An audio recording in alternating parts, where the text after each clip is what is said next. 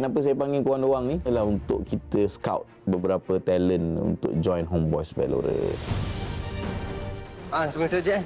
Sebenarnya experience dekat kan. Walaupun korang suka ke tak suka ke, saya ikut cadar. Bagi saya kalau main tournament ataupun main pertandingan ni, mental benda yang paling penting sekali. Lepas tu check your corners. 3 kali, 4 kali dah kau buat corner sama. Korang tengah kalah tapi saya boleh nampak korang gelak. Saya minta maaf kalau hampakan korang. Tim kami dan juga tim sebelah agak jauh beza. Kalau saya lah tak dengar arahan IJL. Oh, awak yang tak dengar arahan? Aku pelik lah kenapa korang kalah yang macam tak ada lawan langsung. Kalian semua telah dicabar oleh pihak luar. We take no sound, come on. Oi, diam woi. Aku tengah main. Akan ada beberapa orang yang bakal dihantar pulang.